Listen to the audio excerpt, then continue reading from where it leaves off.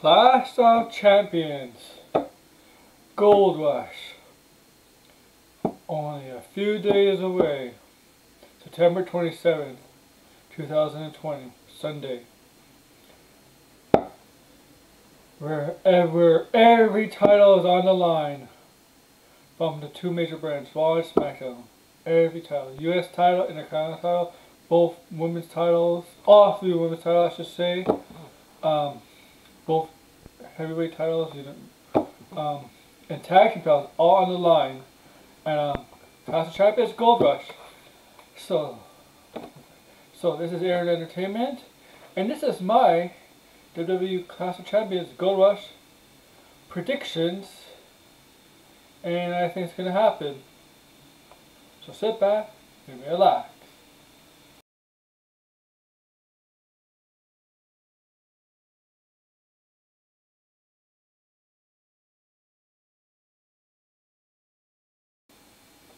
So, I'm going to start off with the kickoff show, 6 p.m. Eastern Time. The kickoff show has a title match on it, and a lot of people are not happy about it. It's going to feature the number one contender, Zelina Vega, who defeated Mickie James this past Raw to become the number one contender. The challenge, the Raw Women's Champion, Asuka, who became champion at SummerSlam by defeating Sasha Banks. Now, this is a pre-show match, as I said.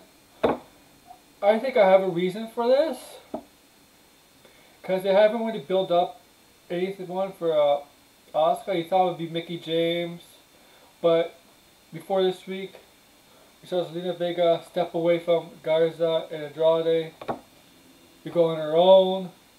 She went to confront Asuka after Asuka defeated Mickie James in that title match, remember? And then she slapped Asuka. This past week on Raw, Asuka had a match with Peyton Royce, which she won by DQ because Zelina Vega got herself involved in attack Asuka. So they really had like a week to build this up, and so it's another example they're hurting the women's division on both brands. I'll talk about SmackDown later. But I think SmackDown has a direction now with Bayley. But this is Raw. I don't think they have a direction what they're doing the title with Asuka right now. Who's credible? Mickie James. We know. Oh, Mickie James is not championship material anymore. Natalya, Lana, no. The Bianca Belair on the sidelines. They had a vignette of her showing her strength. Okay. We know she's strong.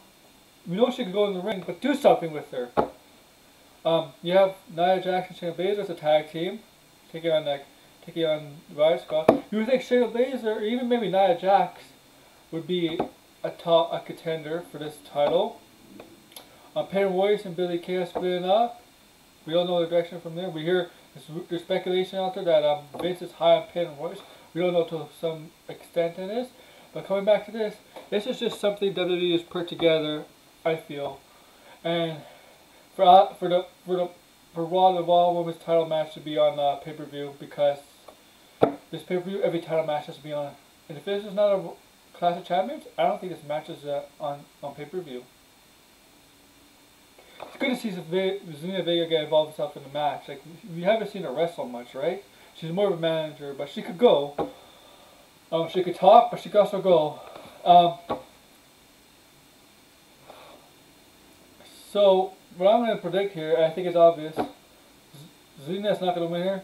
Asuka's going to retain, and I don't know where they're going to go from there with Asuka, because I'm kind of troubled on the Asuka Raw Women's title. Not because of Asuka, because how WWE is handling the Raw Women's division right now. See who's going to be the next one to challenge, who's credible to challenge Asuka. And two of them are in the tag team. But you gotta build up some more credible opponents for Asuka to go forward, because it's possible it might happen again in Hell in a Cell, and I don't want to see this in Hell in a Cell. I need something more credible. So Asuka is gonna retain pre-show match. I understand why this is a pre-show match. I prefer to have the Shinsuke Nakamura and Cesaro versus Lucha House Party pre-show match, because I like. I think this match has more importance than that match. But whatever, WWE, they could change it, but this is what happened in a pre-show match.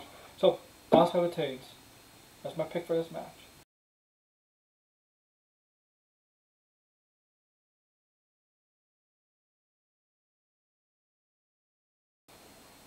Now we have the SmackDown Tag Team Championship match between Shinsuke Nakamura and Cesaro, the champions, versus Lucha House Party. I think that's Dorado and Great Man League. I'm not sure who's going to participate. It could be like a freebird rule.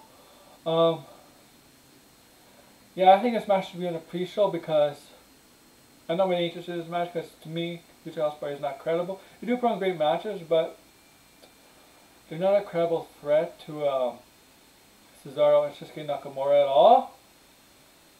But there are some interesting things going on with Lucha House Party, not so much with Cesaro and Shinsuke Nakamura. And the thing about Lucha House Party is their dysfunction among the members, especially Kalisto. I don't know if somebody's gonna turn here or they're gonna break off. Like possibly Kalisto might turn on his teammates, cost him the title, and I can see that happening, or I can see a clean win here, where Shinsuke Nakamura and Cesaro retaining, and SmackDown has to do a better job of getting more tag teams involved in their. Not just SmackDown, Raw. Because it's always the same people. Heavy Machinery with Miz and Morrison. Get them involved somehow. Yeah, Lucha House Party. New Day is just Big E right now. I don't know, man. This is on Raw too. We just got. I don't know, man. So I'm going with Cesaro and Shinsuke Nakamura. I don't know where they're gonna go from here. I honestly don't know. How many of you guys think should go after Cesaro and Shinsuke Nakamura after I picked them to retain? Who should go after them? Who should they build for them? Should make it cross-branded? That's just comment below, guys.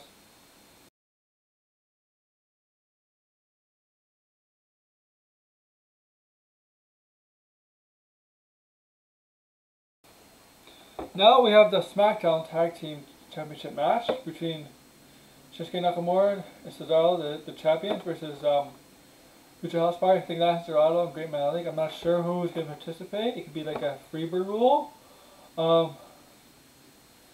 Yeah, I think this match should be on a pre-show because I'm not really interested in this match because to me, Lucha House Party is not credible. They do put on great matches, but they're not a credible threat to Cesaro and Shinsuke Nakamura at all. But there are some interesting things going on with Lucha House Party, not so much with Cesaro and Shinsuke Nakamura. And the thing about Lucha House Party is their dysfunction among the members, especially Kalisto. I don't know if somebody's gonna turn here or they're gonna break off. Like possibly Kalisto might turn on his teammates, cost him the title, and I can see that happening, or I can see a clean win here, where Shinsuke Nakamura and Cesaro retaining, and SmackDown has to do a better job of getting more tag teams involved in their. Not just SmackDown, Raw. Because it's always the same people. Heavy Machinery with Miz and Morrison. Get them involved somehow. Yeah, Lucha House Party. New Day is just Big E right now. I don't know, man. This is on Raw too. We just got. I don't know, man. So I'm going with Cesaro and Shinsuke Nakamura. I don't know where they're gonna go from here. I honestly don't know. How many of you guys think should go after Cesaro and Shinsuke Nakamura after I picked them to retain? Who should go after them? Who should they build for them? Should make it cross-branded? That's just comment below, guys.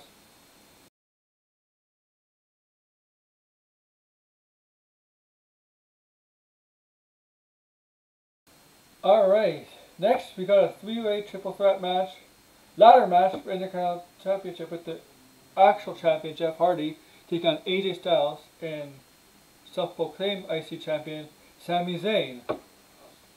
Now, I'm really interested in this match. I'm interested in this feud among all three. Sami Zayn came back the night before the Friday before Payback. Hulu kicked Jeff Hardy, claiming he's the Intercontinental Champion. Jeff Hardy last Friday had enough of the shenanigans between AJ Styles and Sami Zayn, right? And he said enough of this, and he decided that we're gonna have a triple threat ladder match to decide who's the actual Intercontinental Champion once and for all.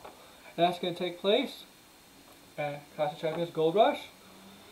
This match is a chance to steal the show. You know, Jeff Hardy's specialty is ladder matches, but Sami Zayn and AJ Styles have been in ladder matches before in their careers, whether it's WWE or different promotions. So I think tables might get involved. Maybe Jeff Hardy would do a swanton off the ladder to swan them through a table. It's quite possible. Or he may do a swanton off the ladder when somebody's on the ground, on the mattress, on the mat, whatever. I don't know. Maybe there's a lot of possibilities you could do with the ladders and the tables, because you can get other weapons involved, tables, chairs, whatever. You can make it not a TLC match, but you can get those two weapons involved, tables and chairs. You never know. But there's two heels here in the face, and so usually I go with the face to win this match, and that's what I'm going to do here. I'm going to go with Jeff Hardy to win, become the actual Intercontinental Champion because of the two heel thing. Usually when there's two heels, there's two faces and there's a heel in a triple threat match, regular or whatever.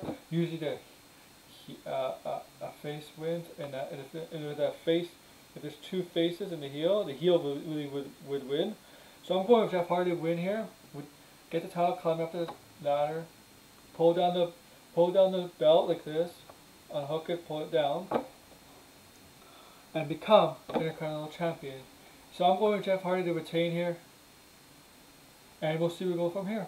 The possibilities are endless. He might continue to feud with Sami Zayn, and Styles might go on to bigger and better things. Who knows? So Hardy retains.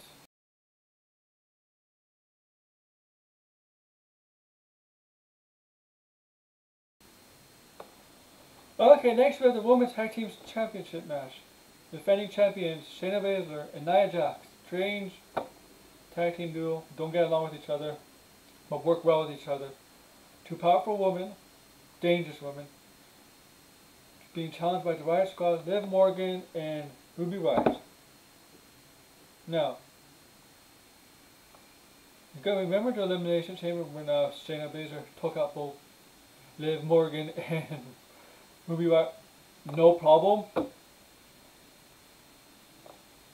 Come on, isn't that obvious? She could do the exact same thing here. I think it's gonna be a good match, and it's not gonna be dominant like a Shayna Baszler Elimination Chamber, but what happened then has to be in people's minds, remembering that what Shayna Baszler did to these two women.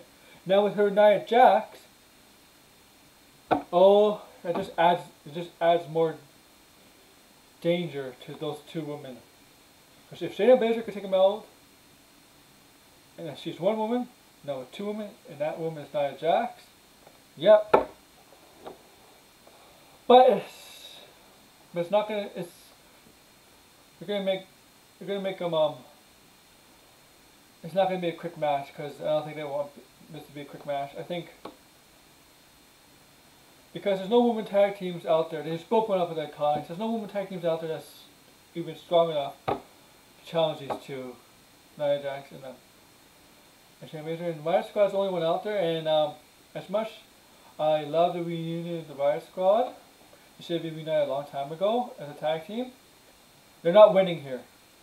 The only way I can see them winning if somehow Shayna Baszler and Nia Jax hit each other, or somebody costing each other, one of them cost each other the match to lose the tag team titles. That's how I can see them losing. But I think they're going to retain because it's kind of like the Kane and Daniel Bryan relationship. They don't like each other. There's always issues with each other, but they keep winning. That's what I think is going to happen to Shayna Baszler and Nia Jax until a certain point. And they're going to defeat the Riot Squad and Morgan and Ruby Riott and retain. So I'm going with Nia Jax and Shayna Baszler, to retain the women's tag team titles. And honestly, I don't know who's next in line. Because WWE's done a terrible job building a women's tag team division and the women's divisions in general. Okay.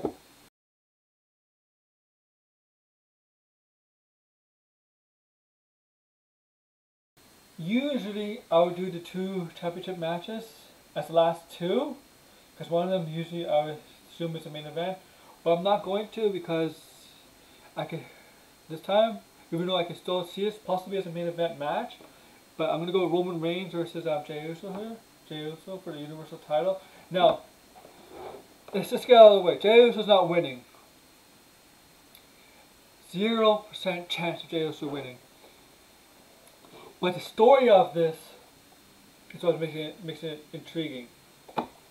You have somehow Jeyuso gets in the fatal 4-way match by nepotism, according to King Corbin, which is kind of true. Roman Reigns and Paul Heyman has some influence on that. He wins because the #1 contender. A week after, Jeyuso and Roman Reigns attack team match against the same guys, King Corbin and Sheamus. Roman Reigns comes at the end of the match. After hitting a splash, Roman Reigns spears, I think it was Sheamus. Was it Sheamus? One of them. Gets him 1, 2, 3. They go up the ramp right together.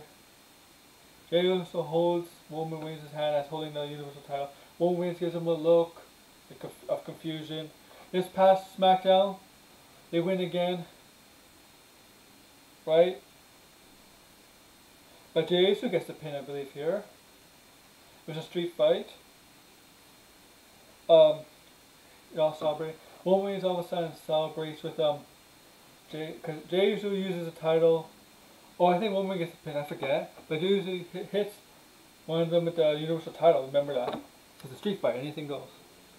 They get the win. Jeyuso celebrates, has the title, gives the Roman Reigns, and Roman Reigns celebrates with him. He's happy, laughing, whatever. And then Jeyuso exits the ring. Paul Heyman stands beside Roman Reigns. Jeyuso is walking up the ramp. Roman Reigns' demeanor just changed to a pissed off look with Paul Heyman beside him. I don't know what's going to happen at SmackDown, but SmackDown is this Friday. Predictions I'm making today. Going Roman Reigns here to retain, obviously. This is what I'd love to see. Beat down so bad. And Naomi has to come out and throw in the towel or something. Beat down so bad. Oh, sorry. Phone call. Shit. Beat down so bad.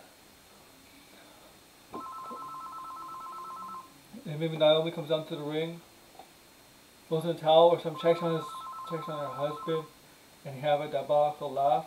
But Paul Heyman, but that could be for the main event if they decide to have this match in the main event, which I can see happening, but I don't know if it's a main event worthy match. Roman Reigns retains that video package. I forgot about that. Paul Heyman describing the Samoan family, the Roman Reigns and Jeyuso, how their family, the relationship, especially specifically their relationship. That was amazing. So Naomi, I would like to see Naomi come down, throw in the towel or something like that. When Jeyuso's beat up so badly, Paul Heyman laughs. So Roman Reigns retains here.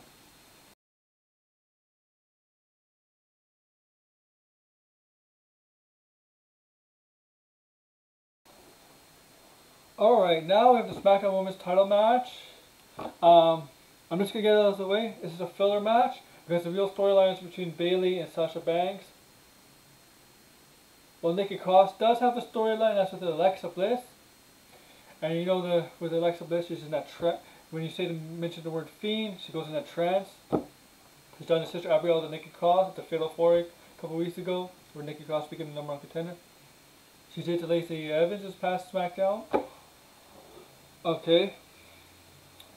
Yeah, this match is a filler match because the real rivalry is between Bayley and Sasha Banks. Remember, Sasha Banks got betrayed by Bayley for that epic beatdown Bayley laid upon her. And then last week, Sasha Banks at the Performance Center talking about what happened and how she was getting emotional. And I noticed that something that via something was up, something was going to happen. And I was right. Bayley hit her in the back with a steel chair. Was about to do this to the neck, same thing she did on that beatdown, but personnel got there, managed to stop it. So Bayley Nikki Cross, this is another championship match she's gotten. She has Extreme Rules and then wants to SmackDown. And I don't know, like Bailey is gonna win here. I'm gonna say Bailey's gonna win here. Maybe Alexa Cross gets involved with if she accompanies Nikki and somehow somebody manages the word fiend and she goes in that trance, that state of mind. Maybe that'll cost Nikki Cross the title, or maybe Bailey will win clean here. I don't know if Sasha Banks is gonna appear. I don't think so. I think they're gonna save that. I'd like to see Sasha Banks appear at the Royal Rumble, win it, and instead of rating, declaring who she's going after, just take the mic at the end of the show. Have it at the end of the show. With Bailey sitting by commentary. Have both champions, Raw and SmackDown Women's Champions, sitting by commentary. Have Sasha Banks with the mic and go, "I'm coming for your title, bitch." As a message of revenge. Because she obviously wants to get revenge. And what hurts Bailey more is losing that belt, losing the title. Because she hasn't got the title for like over almost a year now. And that's how I think the story is going, but there's speculation that they may face each other at Hell in a Cell. I think it's too early because Hell in a Cell to me is more of a blow-off match. And I think as a first match between these two is not suitable for this feud. Just build it for months and months until it's right time. Royal Rumble, WrestleMania, have their match. Yeah, so Bailey's retaining here. And after that, continue the feud with Sasha and Bailey on the sidelines. Have somebody else challenge Bailey. Maybe Naomi, I don't know. Carmella's coming back with that new gimmick. I don't know. Carmella and Bailey have history. They're best friends in real life. And maybe there's something there. But I don't know. Because the real focus here is between Sasha and Bailey. And Bailey's retaining here. Either by Alexa Bliss getting involved, becoming the Fiend, that trance-like state, or Bailey winning clean. Bailey retains.